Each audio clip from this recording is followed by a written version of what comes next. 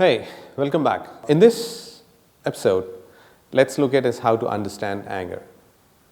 In the last episode, we talked about that any emotion, be it anger, sadness, or fear, they just come up and go in about 2 minutes. Now, once that emotion is gone, once you're a bit calm, now we need to understand why is that. What is that we need to understand in anger? And how to understand this anger. Generally, look at any trigger, any situation or any event where you are triggered and you got angry with the other person or the situation or with your own self. Now, having said that, if you are annoyed with the other person, if you are angry with the other person, is it really the anger with the other person? Say, for example, you are sitting in a meeting and you're trying to tell your point of view, and somebody has cut you many a times, or the other person is kind of ignoring what you're trying to tell. What will happen? You're annoyed with the other person. You're very angry with the other person. Say, if the other person is your boss, then you're certainly angry with the person, but you can't express.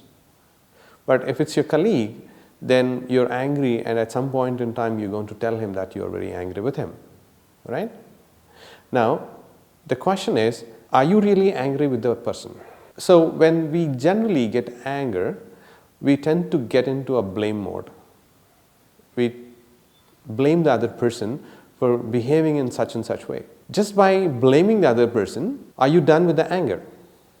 No, we are not. We hold on to this anger for hours together. Maybe the whole day is spoiled because of that particular meeting and that particular behavior of your colleague, right?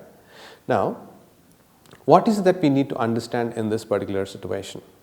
That's the core point. That's what we need to understand. Now, the first question is, why is that you're angry? So-and-so did something, he did not listen to what I'm saying, or he interrupted me many a times, that the whole meeting is spoiled, or my whole mood is spoiled. Okay, done. So, what next? So, if he's doing that to you, why is that you are angry? Then you will say, how can he stop me from doing it? I'm trying to express my point of view, and how can he do that? Okay, good. But then if he has done that, why is that you're angry with that person? Now, when you start asking these questions, why is that you are angry if somebody else is doing something? Then the question is, then the whole answer what is going to come up is like, he has not given me value, or my ego is got hurt. So these kind of answers start coming in.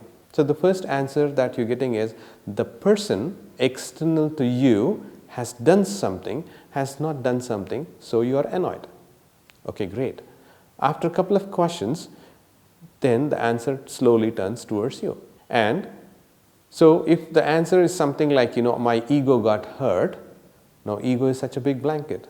So which part of your ego is got hurt? Now, if your answer is like, he did not give me value, okay, so what value are you speaking about?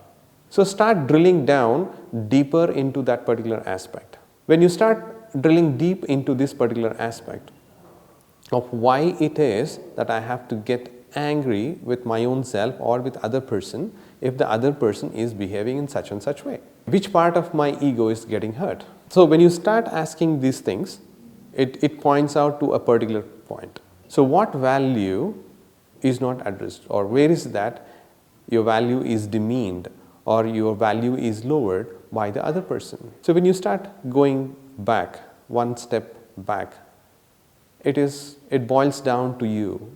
It boils down to a situation where you are not able to give yourself the value which you should have given to yourself. So you do not know what your self-worth is. Because you do not know what your self-worth is, you expect the other person to give you value and give you that worth.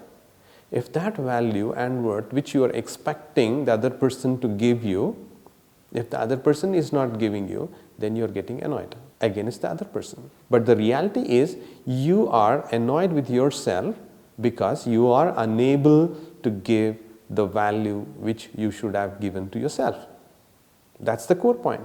So if you look at any of the triggers, when I mean to say a trigger, wherever you reacted and you have become an anger, or where you have experienced anger, that is a trigger. So if you look at any of the trigger, it boils down to you. It boils down to some part within you where you have a threat, you have a fear, you have an insecurity, or where your boundaries are violated. In all these cases, your reaction is anger. So start looking back in terms of what is that I need to understand in this particular situation. Why is that I am experiencing this anger? Why is that I am reacting to this situation? What is it within me that needs to be looked into so that I do not react the same way when a next trigger comes in? So you need to address that particular program within you so as to address the anger, so that you don't react the next time, right? So in the next episode, let's look at how is it that you're going to react if the other person is getting annoyed with you or angry with you. So till then, it's a goodbye, and we'll see you soon. Thank you so much.